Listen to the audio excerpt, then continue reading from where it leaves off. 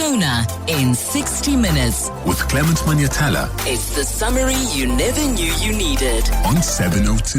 Let's walk the talk. So we do SONA in 60 minutes every year after SONA. How many times have we done this? We're getting so old.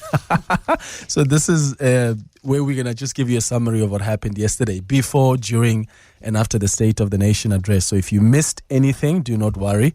We'll give you a summary of that. What does it mean? What worked? What didn't work? And I've got my guests here who are going to help us round it up for you. If you've got questions, you're welcome to give us a call or to send us a WhatsApp voice note, or if you want to join in the conversation. So let's welcome EWN Politics editor Tshidi Madia in studio with us. How are you doing, Tshidi? Good morning. All good. I mean...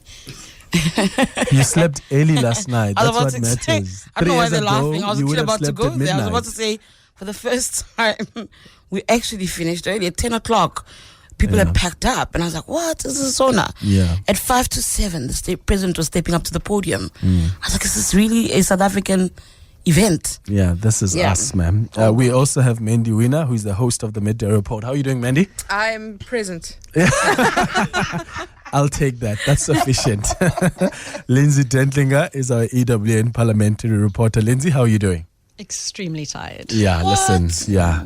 Yes, what do you mean? My eyes twitching. No, I'm joking. People are exhausted. It is an exhausting event. It is so exhausting. Okay, so Lindsay, I want to start with you because on the open line, I was asking the listeners about the Imbongi, the praise singer, and what she said when she mentioned cupcakes. You were in there. What was on people's faces? Because I just realized now that actually a lot of people don't even know where this nickname, quote unquote, cupcake comes from. A lot of my listeners are like, oh, I thought they just thought he's cute and chubby and that's why they called him Cupcake. How did people respond to that? Well, I think the president himself, you might have seen, trying to hold back. He's always been very good-natured about that cupcake reference. I remember when he was the deputy president still, and he came to address the journalists in Parliament. He came to a breakfast meeting, and I think it was Lester Kivitt who at the time said to him, next time you come, we'll serve you cupcakes and tea. And he laughed. So he does take that quite good-naturedly. Yeah. Of course, where that reference comes from, that's another story. But I think it's become, quite, people have become quite used to it. And as I said, the president himself, he does snicker when he hears that. And I think he wasn't expecting that from an Imbongi last night. I mean, yeah. Don't they get the Imbongis to practice before? I'm sorry, if I am the president or a king and I'm about to have an event, I want to hear that praise singer what they're going to say before. It can be a surprise on the day. No, I think he's got too many other things on his plate to be worried about what a 2K is going to say about him. I mean, Clement, she's 19, she's the Mbongi. I think it's and I think people loved it. Everyone on social media were like, I love this country, this is amazing. Yeah. Where else does this happen? Yeah, I like that too. Yeah. She did. So, Mandy Weiner, I want us to start in the beginning because I thought the president was so brilliant in how he addressed one of the few big elephants in the room, so to speak, the issue of the SANDF, because that's where he started, just acknowledging that we have lost our soldiers. This is where we find ourselves. We are in mourning. And what I liked is when he mentioned all their names and humanizing them. How strategic do you think that was for an event like that, given what our soldiers have been through over the last couple of weeks? Entirely strategic, and it was the very first line of the speech. There were no platitudes initially. It was the very first thing he went into, and I think that he had to meet the tone and acknowledge that straight up, and very importantly, to name each of the soldiers and to announce that flags will be flown at half-mast. And I thought that was important because there had been calls for all of the military events around SONA to be cancelled, or at least to be toned down. So I thought it was really necessary for him to acknowledge that from the outset. I think if it had have been a throwaway paragraph midway through the speech, where, as we would normally do about the SANDF and military and how much funding they got, I don't think it would have had the authenticity. And I think it's very important. And in fact, this was the last line of his speech where he spoke about an empathetic nation. Yep.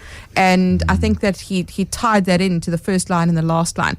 Look, I think that his speech writers are very, very clever. in the way that they constructed the speech to meet the tone of the country. A lot goes into his speeches. Steyn Speed is the main speechwriter. The different people in the presidency are allocated different sections to write, but then Steyn brings it all together. And I think that often the tone needs to meet the tone of the country, and I think the speech did that. I think the tone, I agree with that. Tshidi? Can I just say, even the military honors, there's something important that I think a lot of people missed outside. If you paid attention to the music, Mandy Sinjanchi's Mabapile started playing outside. Mabapile is a healing song. It's a comfort song, and it spoke to the moment and what they're also experiencing. I felt that they'd created the mood, and as Mandy says, a lot of thought actually went into what happened yesterday. Her and I had a conversation about the geopolitics earlier on in the day, and I felt very strongly that kind of conversation needed to be brought into the State of the Nation address, because you are speaking about the mood in the country. It is somber. We have 14 people who have perished in the DRC. We needed to be able to speak to that pain and that horror, and also the pain of those families, because they're also watching and hoping to hear something from the president. Absolutely. And the president, of course, said we'll make sure that our soldiers do come back home, and spoke about international solidarity and how it employs a duty on us to support the struggles of those who are affected by instability. Speaking of tone, Lindsay, the president also just reflected on, global matters, spoke about the global fundamental shifts that we're seeing, the geopolitical tensions, the violent conflict. So, we are witnessing a rise of nationalism, of protectionism.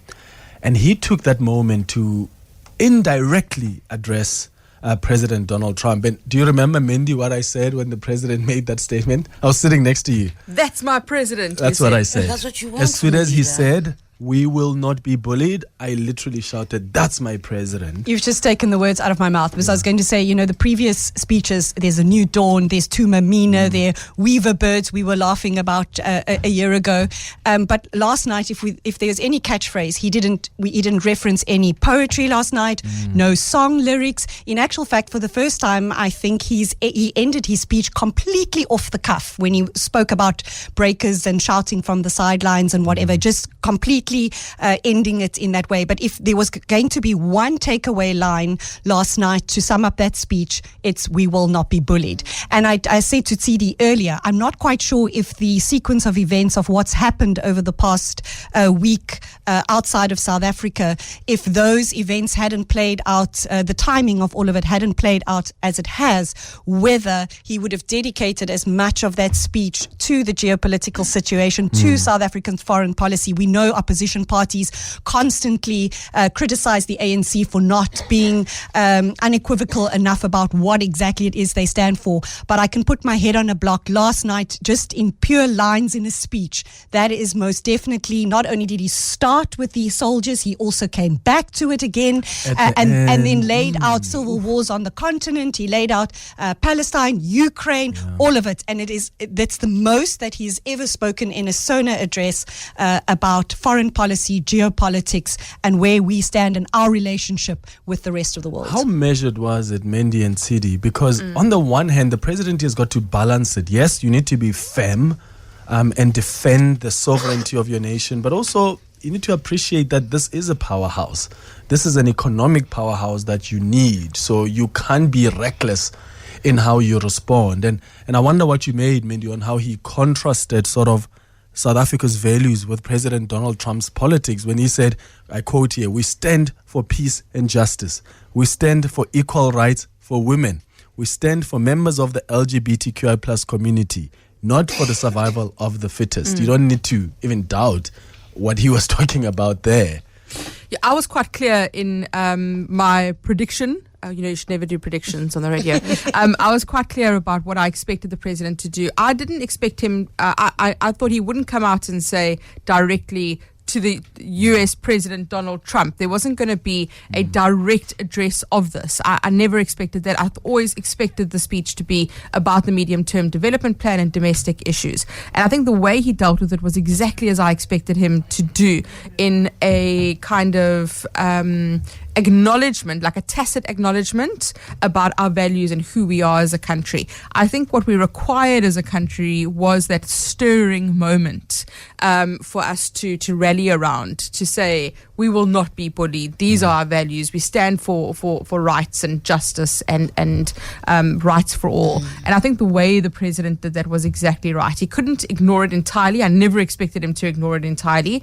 But I also think he couldn't come out and say, in response to Marco Rubio's ex-post this morning that he's not coming, he was never going to dedicate the whole speech to foreign policy and current affairs. These were domestic issues that needed to be addressed, and I think the way he did that was really good. Tshidi, he also reaffirmed the support for even Palestine, for instance, because some analysts have even said this may have to do with South Africa's decision to go to the ICJ. But the president last night also taking a moment to say, we still do support Palestine. Standing by our decisions. Standing by that decision. I think there is a recognition from many in our government that that Donald Trump and co are doing has nothing to do with land. I think you've got to recognize that even though it feels outside that they're idiots, they're not idiots. They know exactly what they're doing. You kind of start to see a well-coordinated plan, if you may. And I think the president also responds to that in essence. And it was important to bring Palestine into the conversation because in part it is that, isn't it? I've spoken to many insiders who've said to me, they don't believe South Africa understands what going to the ICJ actually meant for South Africa. That South Africa is not ready for the backlash. Excuse me. And I think that it was important to stand firm and to sound like a statesman, to sound like our president in recognizing and backing the decisions that have been taken by government and defending those decisions. So I do think that Palestine had to be part of the conversation. I think what's interesting for me, and that'll be the struggle, is because you've got to juggle G20, right? And the impact of a country like America behaving the way that it does on the G20, because you must hand over to them. Then he then says, they will send representatives out in order to try and explain our decisions, who we are. I almost felt like that's the difficulty, because you right now as our president, you've told us who we are. You've told the world who we are. They're watching. There's a lot of scrutiny on us because people wanted to know how we respond to what's happening. But now, because you also do need to pander, because you have an economy to worry about, you also need to take into consideration the objectives that you have for this country to move it forward. So what do you do? So you must go out and you want to have a successful G20. So sending people out to go and explain our values, our decisions becomes part and parcel of that balancing act. I just felt like he's basically sending envoys to America. I mean, Europe has never misunderstood our values and principles. Asia has never misunderstood our values and principles. And I just think the president just didn't want to say, I'm sending envoys to the US, to DC again, because guys, how many times? Pakistau has just been there. The former minister of Trade and Industry, Kumbuzo Ntshavheni went. The president's security advisor, Sidney Mufamadi, went there. There are so many groups of envoys who've gone to the US to explain exactly what these new envoys are going to do. And the question is, will Washington DC open that door, and will it be effective? The GNU, Lindsay Dentlinger, I mean, you and I were talking about this mishap or confusion around the NHI. Still not much clearer. I think we were waiting for Minister Ramaphosa this morning to clarify that. So in a nutshell, there's a story that breaks about 2 days ago in News 24 that says there's a deal struck between Minister Marupini Ramaphosa and DA leader John Steenhuisen that there won't be a phasing out of medical aid. So basically, in simpler terms, the DA was celebrating this victory as we fought for medical aids. They are going to stand as they are, even when the NHI is implemented. And then I had Minister Aaron Motsoaledi on my show yesterday who said, what are you talking about? I know nothing about that. I was not even in that meeting. I was like, why were you not in that meeting? He's like, go ask those people who had the meeting without me. And then after SONA, I see Minister Marupini and I ask her, what is going on? And she's like, well, this is my responsibility to have conversations about the medium-term development plan. I was like, but how do you talk about NHI without the Minister of Home Affairs? She says, no, this involved me. And I called him. He knew about it. What a mess. It's a complete mess. And it was quite interesting last night talking about the GNU. I mean, the president I suppose he pandered to his main GNU partner in highlighting what they've managed to achieve in those ministerial portfolios. And I suppose we've got to give kudos where kudos is due, for example, in home affairs, etc.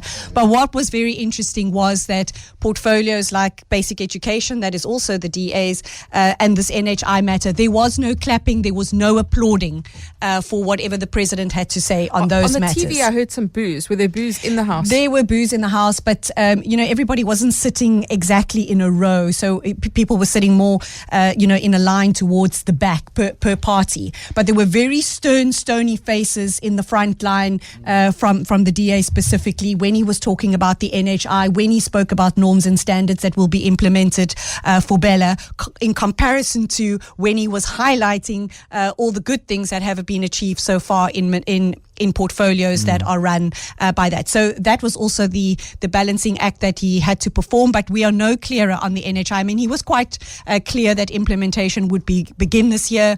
He did make reference of what that would entail in terms of an electronic health record, also kinds of standards and delivery standards for healthcare providers, but nothing was said about those private medical aids. So, we'll have to look to the minister today to explain. It's going to explain that.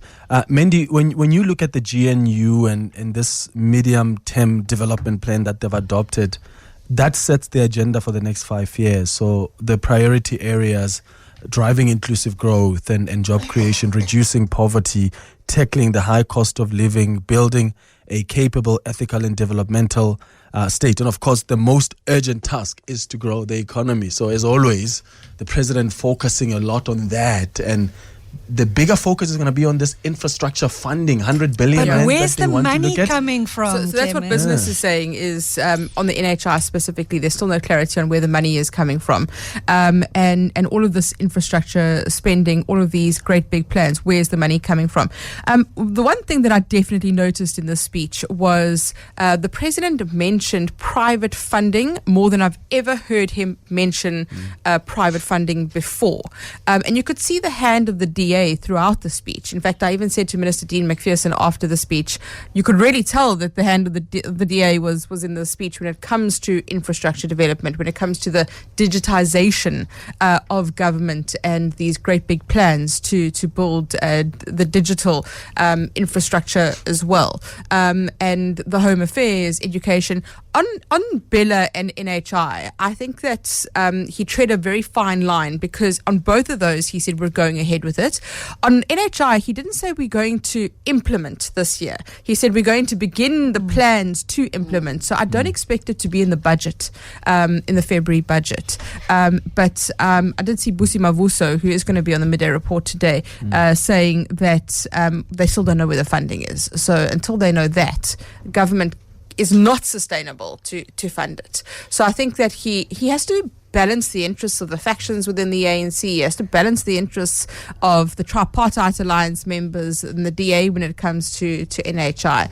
And I think he somehow managed to do that. But also just in the budget, you're never going to see one figure that says so many million for NHI. Rand. It's all couched in fixing hospitals, building new hospitals. You've got to read in the lines, in the details, and government will say, well, we are implementing the NHI because we're laying the groundwork and we're fixing stuff, and this is all part of getting an NHI going. So then the argument is, we can't say NHI is not happening because it's happening in those little, those programs that you need to go and look specifically how they're spending money to set up the system. Phase 1 has already started. I just wanted to make a quick comment around Mandy speaking about private funding. I spoke to Matthew Parks from COSATU yesterday. You know how their views are very stern about the private sector and capital. But it was very different for me when he said to me, what really matters is building an economy and getting workers thriving. And that is the private sector, and we're very happy. It doesn't matter anymore what it comes from. It was a weird departure for me from what you often hear. And I've seen COSATU almost being on a different side, really, of the argument from the SACP and in its approach to the GNU overall. And I kind of saw that yesterday, where when it comes to trying to balance the different interests within the alliance partnership as well, he seems to continue to enjoy that support. I mean, I've spoken in the past to Zingisa Losi as well, again, where there seems to be a departure from the resistance you've seen on the one end and a willingness to give the GNU with the DA in the room a chance at working, as long as it gets the country moving, as long as it addresses the interests and the concerns that workers have. Yeah, we also have to give credit where it's due. And I really think that the presidency's Operation Vulindlela has actually been quite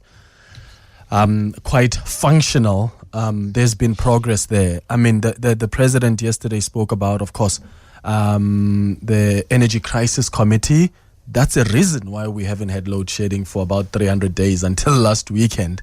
But that's success. Those are the fruits of the reform agenda and the reform program the president already put down about 2 years or so ago. So in terms of the positive green shoots, what are you guys looking at? I mean, Transnet seems to be making progress. The private sector is coming in to say, let's talk. Can we take over part of your rail? And then that creates a good competition that's going to be good for Transnet itself, but for all of us as well that rely on it.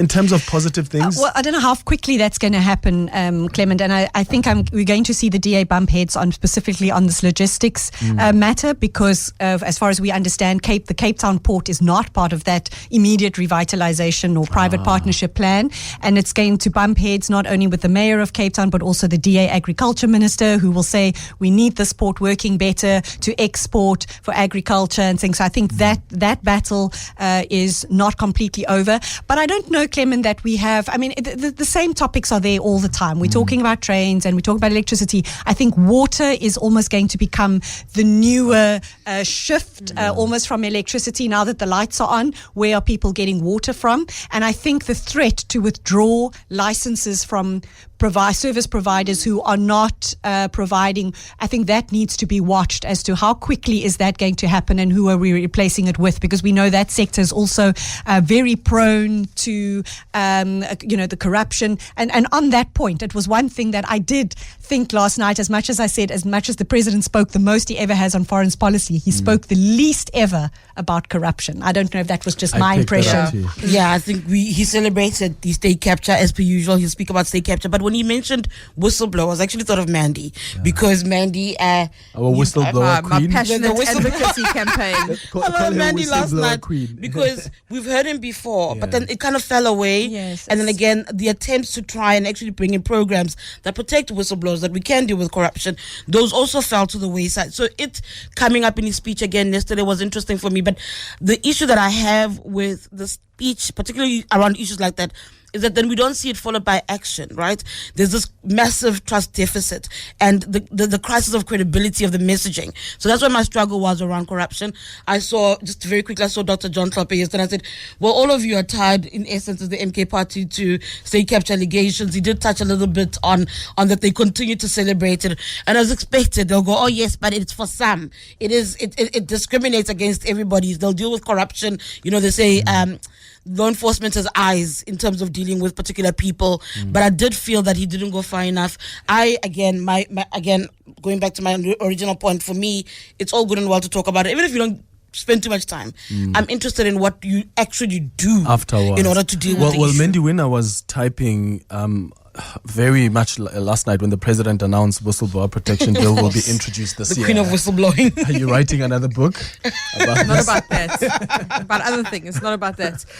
So he gave a timeline on whistleblower legislation, which he hasn't done before, and I thought that was very important. He said, and we've been waiting for this legislation. It's been a long time coming. We had a public discussion document that was put out by the former Justice Minister Ronald Lamola. There's been a lot of public participation in that, and we really need this whistleblowing legislation. And he did say that the whistleblower protections bill would be introduced in Parliament during this financial year. The other point he also made was around the state capture. He said, we will ensure that the investigating directorate has access to all the evidence that it needs to prosecute. And this is the big fight that has been happening that's literally with all you the can Justice do, Department. And he is saying, effectively what he was saying was, we'll give them access to the state capture database. Give them access to the state capture database so that they can prosecute. They cannot prosecute if they do not have access. Do you genuinely believe that? Advocate Shamila Batoyi had to issue a summons to the Justice Department last year to gain access to Well, I that think documentation. it's about access, and then there's unfettered access. And I And think that's what what they everybody are that's looking the for difference is the unfettered They want access. unfettered access, Yes, yeah. I mean they want no holds barred, that they can just have access to everything, and to have to ask every time for every little bit and piece of paper is just Which I understand, counterproductive. Well, how because do you government know what's systems are all there if you constantly? You might not know. It's like going to a library and you can only look at 4 books, but you might get there and look at all the stacks and think, oh well, I didn't know that this was there. And how are they supposed to know? And then they get criticized for using the advocates who were part of the State Capture Commission. But they know what's there. So how do you ask for something if you don't know what's all there? Yeah. I don't see that being resolved Well, actually yeah. anytime soon, to be honest. And a That new back and justice forth will minister continue. now has to take up that battle. I spoke to her about 2 weeks ago on the SABC, but we'll continue that chat after the latest in Eyewitness News headlines. The State of the Nation address made simple. SONA in 60 minutes with Clement Manyathela on 702. Let's walk the talk. 20 minutes before 11 o'clock. This is SONA in 60 minutes with EWN Politics Editor Tshidi Madia, EWN Parliamentary reporter Lindsay Dentlinger, and the Midday Report host Mandy, Weiner. We are summarizing what happened yesterday, what was important, what wasn't, what was bizarre, what wasn't. And I want to hear from you as well. You've got questions, you've got inputs, you want to join this conversation, you want to challenge any of what was said. 011-883-0702. Sindile, you calling from Kagiso. Good morning. Good morning, Clement. I see you guys are singing praises of Ramaphosa. One thing that you've mentioned is that he was defending our country and said we're not going to be bullied. It's not the first time he said that about Trump. He said that in the first term and compared, he said South Africa is not the United States. But what I called about is that I'm disappointed that Ramaphosa speaks about the soldiers, but as a chief in command, he has never met the family. He waits for a State of the Nation address to say what he has said about the soldiers, not even sure that he's going to bring them back when. But he never met the families. In the news right now, they are saying families are still in the dark of what's going on with the soldiers. When you go to the State of the Nation address, why don't you call the families together in the presidency office and assure them and tell them what is happening? Even the generals, I doubt they've been there. So what are we saying about this president and the soldiers that we so dearly, and we say we are mourning, we are country mourning? We're not really mourning if we're going to have a president who didn't even speak to the families. It reminds me of people who are in parole. You parole a person without consulting a victim. It's the same thing to me. So this praise of Ramaphosa, it's not the first time he says things like this. Actually, he came back with new promises after he hasn't delivered the old promises. So for me, with Ramaphosa, the State of the Nation address, you can just go to TV and announce what he's announcing, and let's get rid of it. This halabaloo of military and all those things, these people wearing nice clothes and all those things, it's just a waste of money to listen for a person to speak for 1.5 hours and promises the country nothing. It makes All right, no sense. Sindile in Kagiso, thank you so much. And of course, the president has taken a firm stance before. We are very much aware of that. In fact, when did we play that clip of the old clip? Earlier this week, the old clip of Ramaphosa being tough on Trump. It was back in 2018. We played that clip and we even said, even in this moment, he must respond the same way he responded then. When you're a president and the stuff that happens, you don't just say, oh, I've already responded to that 6 years ago, 5 years ago. It calls upon you to do something or to say something sometimes. So it was important that last night, again, he reaffirms the independence of this country. and the importance of its sovereignty being respected by everybody else. Is it fair to expect the president to have gone to all the families of the soldiers? Not to have gone to the families, but to have made sure that representatives of government are in touch with the families. I mean, if he's making the point that the families are in the dark, that's a problem. Yeah. They have chaplains in the SNDF. There's a responsibility to recognize that, yes, their children have gone to a volatile mission.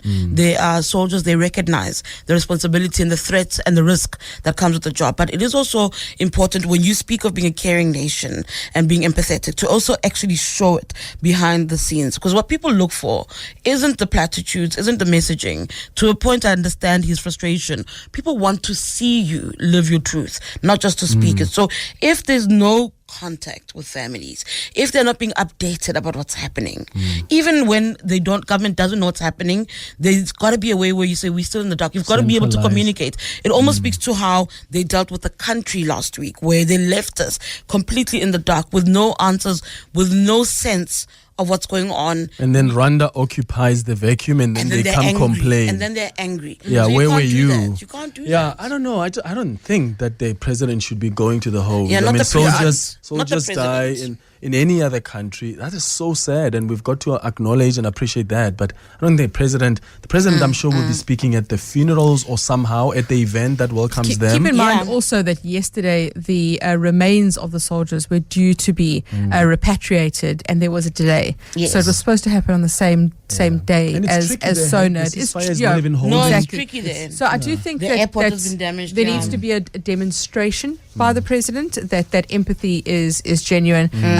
Perhaps if you see a visual of him accepting the coffins. I was about to say that's what we see around the world. That's That's what will happen. Yeah. That's what we expect. But I think my only point there is him saying the families are in the dark. The president doesn't have to do it, but the SNDF has a responsibility to the families in that regard. And or the defense minister, at least. At the very least, And I know that, some families who were in the news said, we heard from the SNDF general when he was in Parliament that the repatriation is the next day. Yeah, it's like they didn't communicate, and I agree that there must be better communication. You don't deal with people. They can't just hear from the from the television. Tebogo, this is Tebogo Khas who's calling us now, as well, from Public Interest South Africa. Tebogo, thanks for calling, brother. How are you?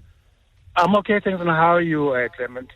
Sure. Go ahead. And greetings to your panel as well.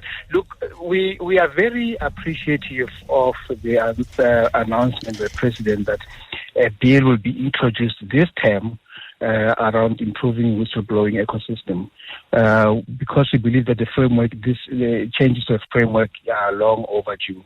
And we just hope this is just not lip service, and it will take foot this session of Parliament, and to make sure that actually it gets to be implemented speedily, because also processing bills can also take long. We hope that it will still be passed and assented to before this Parliament concludes its term. And then other than that, we are also appreciative of the acknowledgement that there's a need for speedy prosecution in regards to state capture matters. And also, the President ought to have made it clear. I know that we probably know that the President tends not to want to speak publicly, but he would have read the right. We wish that he would have read the Riot Act to both the NPA and the Department of Justice to stop this public bickering and spreads and litigation. So it doesn't do well in terms of fostering trust in the system. Absolutely. It's so embarrassing, Debogo, how they've just been fighting, and it's just happening just publicly. They're not talking to each other. Thanks for your call. Debogo Khas is with Public Interest South Africa. In fact, Debogo is one of the people who organize the Whistleblower Awards. They've Correct. He does a lot of work lobbying for whistleblowers and whistleblower acknowledgement. And you can hear there that he's saying that this is long overdue. And this is the sentiment. If you speak to any whistleblower, they'll tell you that this is the big concern, is that there's not the required urgency when it comes to introducing this legislation. You still have somebody like Athol Williams who's sitting in the UK because he cannot come back to this country or raise finances. And this is the concern, is that if state Capture 2.0 rolls around again, we will not have whistleblowers that will come forward unless we get this legislation in place. Let's go to some WhatsApp voice notes on 072 702 1702. Good morning, Clement, and good morning to your guests as well. I didn't actually listen to the SONA, but I caught snippets here and there. But I think for me, I've got question marks around why is the discussion around a medium-term development plan versus a national development plan? Have they perhaps decided to dump that because they see that those targets are unrealistic and unachievable and that they're falling behind? But why the rephrasing of that term? This is Kokeso from Juba. Well, the difference is the NDP is Vision 2030. So that's a more long term. And the medium term, it's medium, which is the next 5 years, I think. But also the NDP is an ANC-driven policy. Which the DA, though, has supported in the past. And the medium-term development plan is the product, GNU. Yeah, it's a product of this GNU. Here's another WhatsApp. Shout out to the three of you guys. Yesterday you've done a brilliant job. I've listened from 6 p.m. until I think after 9. I think you've done a brilliant job analyzing post-SONA, pre-SONA, if I can put it that way. I think you guys were brilliant. The speech has always been good. I hope the implementation are going to be good as well. The 3 years of infrastructure, 940-something billion. Please don't tell Mandy. Don't forget, 12, we still need you. Don't go home early. We like listen to your analysis. Thank you, Sfisa. I may just give a day of Sfiso, eh? I mean, What, like you my boss? yeah, I'll be your boss today. I'll be here at 12. Clement, good morning. Israel Krugersdorp. Look, the SONA yesterday, Clement, it was, Ramaphosa gave him 10 out of 10. But that's not the reason for my call. The reason why I call you is I just wanted to applaud you guys. I mean, you did a sterling job there. I mean, having all those 4 brains in mind, I mean, in that studio, I mean, you've got a great minds there. I mean, Tshidi, Madia, Mandy, Weiner, Lindsay, Dentlinger, and Clement, Manyathela. The 4 of you guys are unbelievable. I just love how you guys analyzed that SONA for yesterday. I mean, this is exactly how I saw myself as well. But the way you guys, you're putting it into perspective, I just love it. I mean, you guys, you rock. Well done, Clement. Well done, brother. A great show as always. Thanks, man. Bye.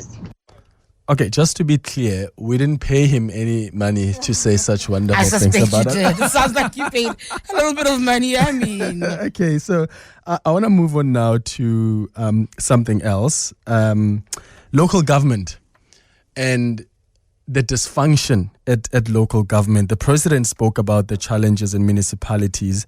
He said that local government systems are a problem.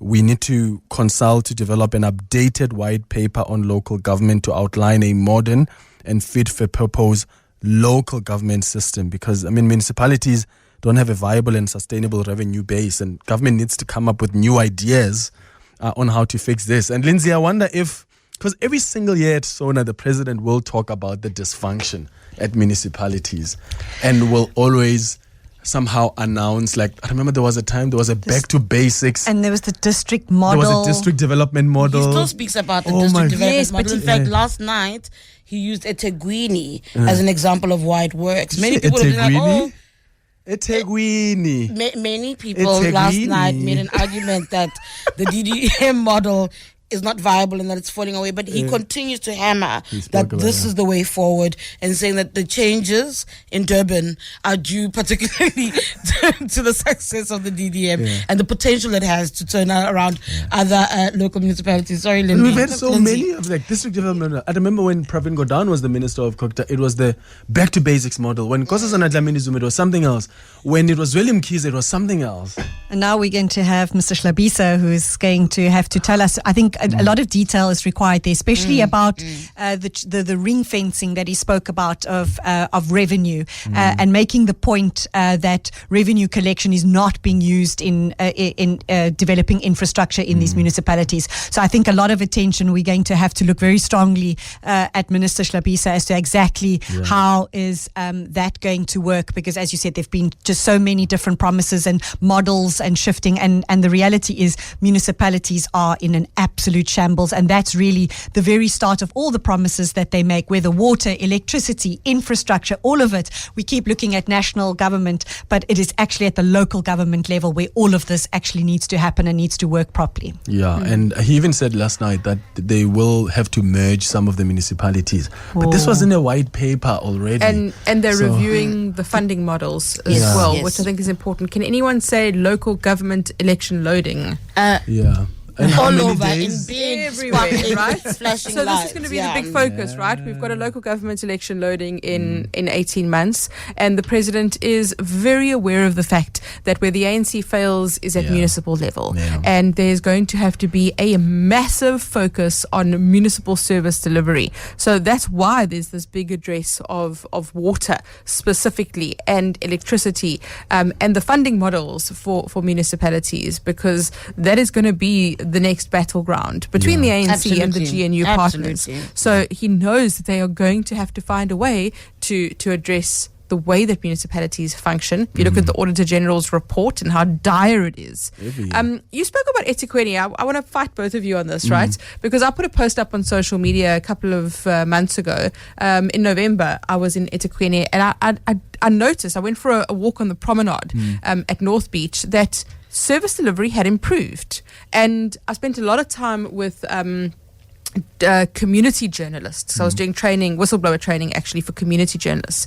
And they spoke about how dire the situation is in terms of service delivery in other parts of the city. But in the CBD and where tourists are going, obviously, services were really impressive.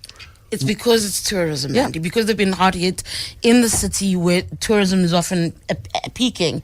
I think it's an attempt to clean up what brings in money into the city. So I won't be surprised. I'm not surprised hearing that journalists are saying outside of where the scrutiny is or the public eye is, where people pay attention, things are dire. And if you listen to, reports from Tantamabaso, our colleague in KZN, it is dire. It is very much like what you hear in other municipalities that are dysfunctional in our country. It is the back and forth. And I'm not trying to stereotype KZN, but part and parcel of that picture often comes with violence. When you speak about local government elections loading, I think about the candidate selection process and how that is characterized by inter-party violence. So those things are very much a reality, but they are. It's like a PR exercise. They're managing where people are watching, and the value or the importance rather should be to step outside and look at what the bigger picture actually is as well.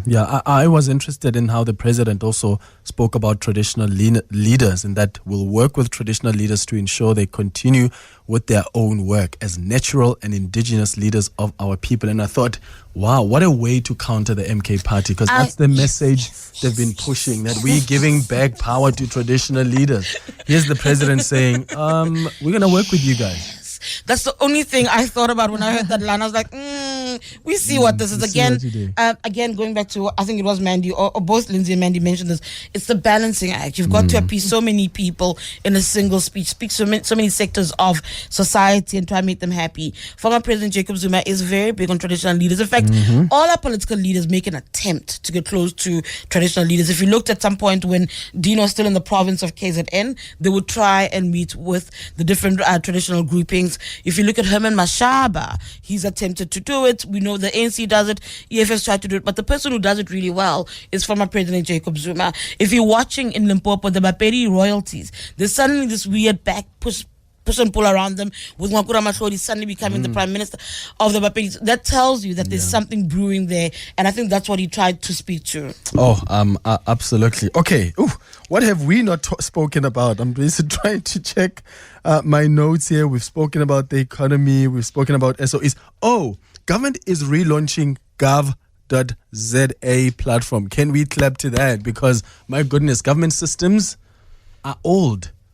They make it very difficult for people to have easy access to government services. So there's a digital, whether it's the visa system, which of course Leon Schreiber, the Minister of Home Affairs, has been pushing for already. But this new government system is going to help with the backlog, with reducing corruption. But again, Is it just an announcement or will it happen? The use of artificial intelligence. I think this is the first SONA where we've heard artificial intelligence being included. I mean, next, I think SONA's game, the speech is going to be written by artificial intelligence. There'll be a robot there next But, to the president. Yeah, but I mean, it's also the first time that he's actually made mention of that as a means to counter corruption in terms of applications, as you say, whether that be visas or any other kind of document. So, as Mandy mentioned earlier, that is a big drive of the DEA, digitizing everything, and they are in control of the departments where we can really make it happen. But as we know and we see repeatedly in Parliament, everybody will come and complain about CETA and that they are really,